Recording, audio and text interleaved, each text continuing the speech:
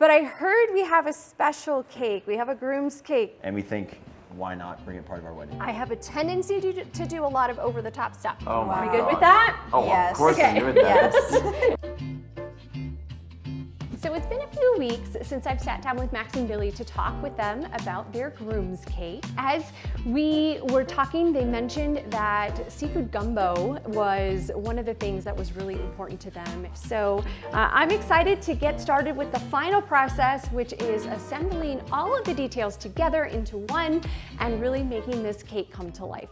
So one of the details that I'm gonna work on right now is the ice, which is really important to kind of set the tone of what we're going to be seeing in our final presentation. Of course, you can't use real ice on a cake as it starts to melt, so I'm using a clear gelatin, and I'm just simply going to use a little fork to cut through and create these tiny little cubes. One of the things with groom's cakes, especially for something like this that has food in it, is making things as realistic as possible. My challenge as a cake artist is to find items that are edible that will still emulate what we are going for, but either have great taste or at least give the illusion that we've got ice sitting on our platter. So let me bring this platter in. I've got some ice on here already, but really just wanted to make sure we had lots of ice for those oysters to sit on. And I don't know about you, but I think that this Jell-O is making some really great ice. We've got a raw oyster bar coming in, and let me just tell you guys,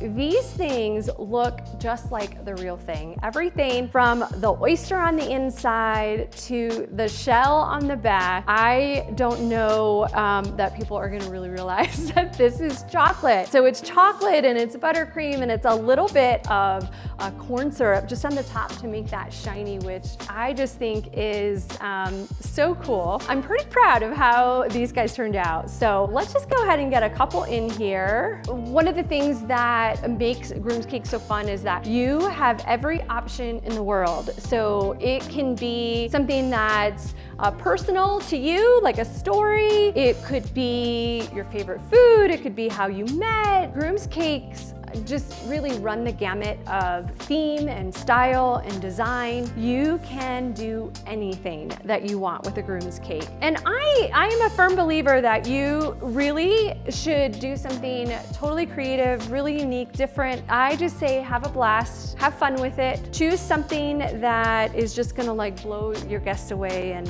they're not gonna realize what it actually is. So I've got my oysters in place. I've got a little bowl of some butter sauce, and this is kind of one of those tartar sauce-esque type sauces that that's really common actually with any type of oyster. It's more like a hot sauce kind of deal. And then of course, we don't want to forget our fresh squeezed lemons. So we are gonna place a couple of those as well. Gives it a little pop of color too, which I just love. So that is just one of the 3 cakes that we're gonna be piecing together for Max and Billy's groom's cake. And I cannot wait to show this to them, but let's tuck this one away and keep working on some of the other elements of our cake.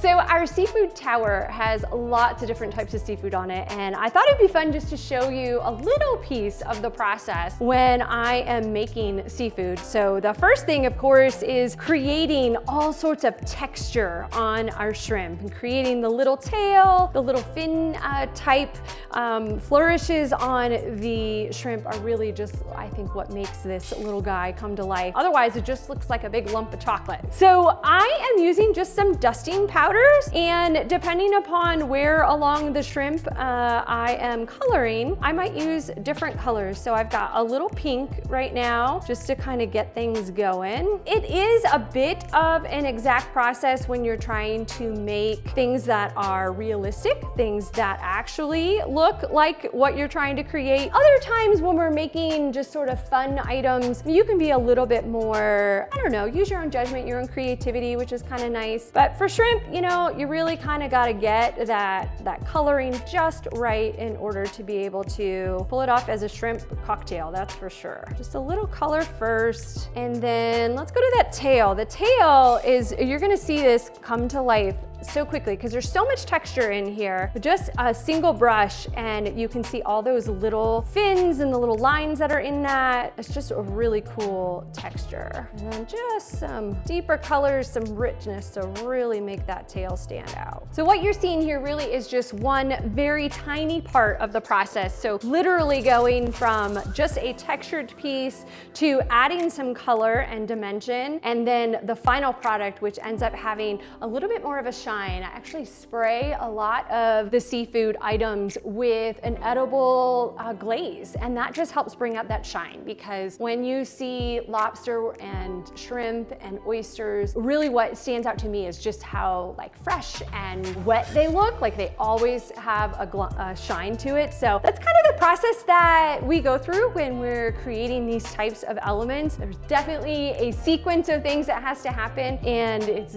extremely time consuming. Okay, so the next element is our tower of seafood. I have already got all of that ice placed inside of there, just like we did previously. And now we have all this amazing seafood to get put into place. So I have a tendency to start with my biggest items. In this case, it's gonna be a lobster tail. And of course, we want these to really show off. So all sorts of angles is what we're gonna be looking for here, making sure that we've got a variety of different types of seafood around. It becomes a matter of just lacing all sorts of seafood around, making sure that we're showing each of these elements just the way we want. We are actually going to really show off the tail here. And some of these elements would definitely be placed on site as well. You know, any of the shrimp that are actually hanging off over the edges could potentially fall during transport. But since I have a surprise for Billy and Max, I really wanted to be able to put this all together so they could sort of see what it's going to be like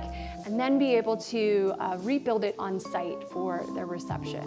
So Billy and Max, when they met, Max made a seafood gumbo dish, and that's just really something that represented them and their relationship. And so when I heard that story, I just felt like the seafood, the tower, the raw oysters, like that just was such an important part for their relationship that I really felt the need to bring this to life for them in the way of cake. And I think it's a great way for them to share their story with all of their guests at their wedding. I think that's one of the neat things about groom's cakes is it really makes everybody at the reception sort of have a better understanding of the couple and sort of what they're about. And it just is one of those things for me that speaks volumes to their relationship and how it came about. And I just think that's so important. All right, so our tower's finished, and our last step is our bowl of seafood gumbo. We're gonna save that one for a surprise for Max and Billy and have them help me with a couple of elements to finish off their cake and personalize it just a little bit more.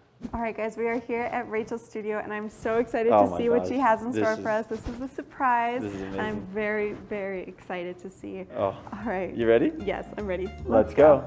Hi guys, how are ya? Good. Welcome to the kitchen. We know we have a surprise in store. Yes, so what I thought would be super fun is to create two lobsters in love for the top of your cake. Oh, no way.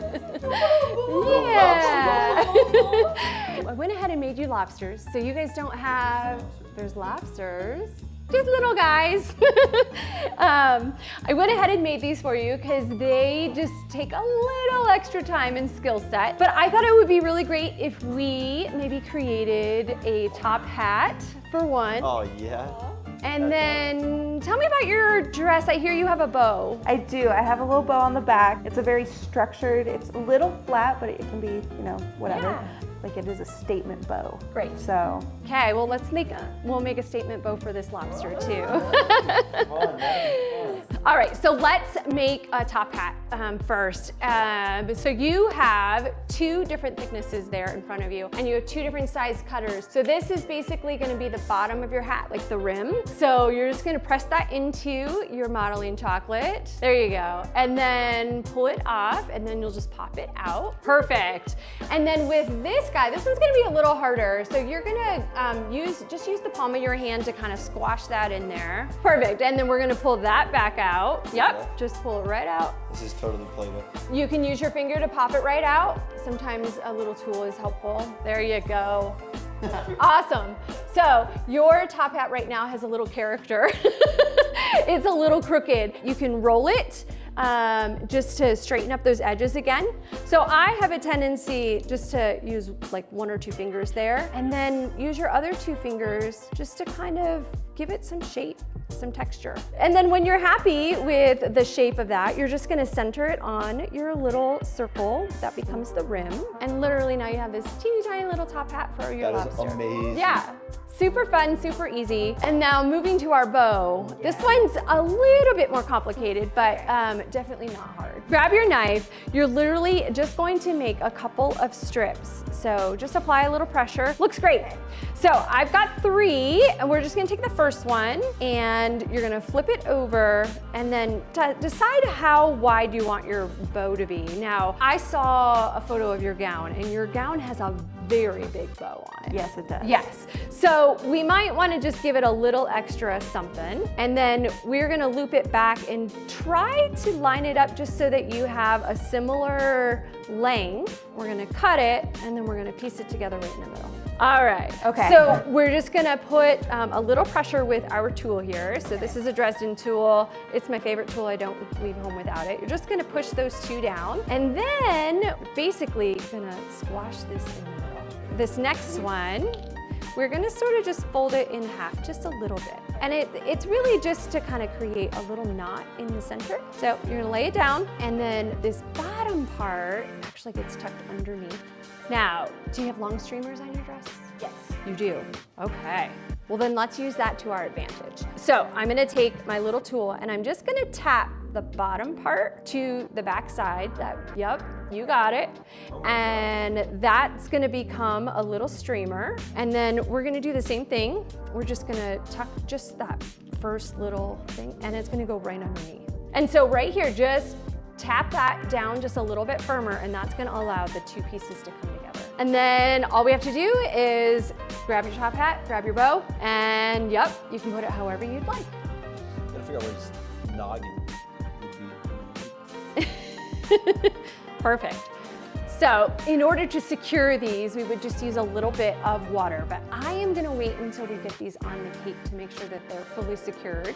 Okay. Just because we've got some streamers and things hanging down from your bow, and I wanna make sure they stay placed. So I hope you had fun making these. Oh my gosh, that was great. Good, good. I am going to get things cleaned up and then bring out the cake for the big reveal, but I'm gonna have you guys step aside while I get things set up. Okay. And I'll call you back when I'm ready. All right, okay. Sounds good. See you in a second. They're amazing. I have no idea how good the cake can look if those lobsters are that beautiful. We're so excited. Yes, you ready? I am. I'm so ready. All right, you guys, your hands are covering your eyes. Yes. No peeking. Nope, no peeking. So on the count of 3, we'll have you turn around and open your eyes. Ready? Okay. 1, 2, 3. Oh my gosh. No. Oh my gosh. What? Pretty cool, huh? Are you looking? That's a bowl though, right? Like That's cake? Is this cake? It's all cake. So everything that you see in front of you is fully edible. How did you do the ice? That's Jell-O. Oh my gosh. It's a lot of fun. So let's start just by talking about this one. So this is basically, you know, the tendency for raw bars is that you've got all your seafood on ice, which is what we've done here. We've got some fresh lemon made from sugar in order to squeeze on your oysters. And of course, we've got 2 different sauces. One is kind of like that sriracha mayo kind of mixture, and then of course a little bit of butter, and then moving on to the main focal point here, which is our gumbo. Yes, the secret sauce of your relationship, literally. We've got, this is, again, it's fully cake. There is nothing in here that you cannot eat. There's no structural supports within it.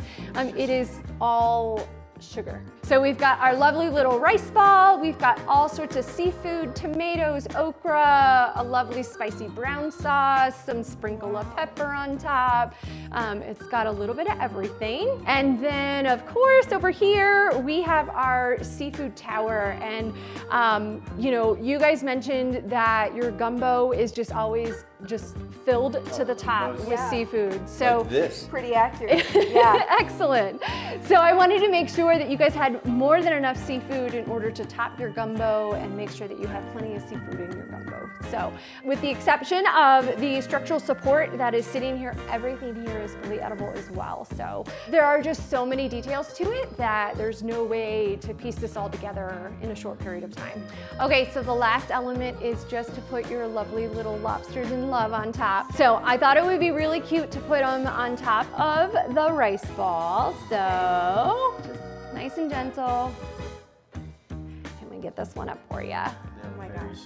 They are, yeah.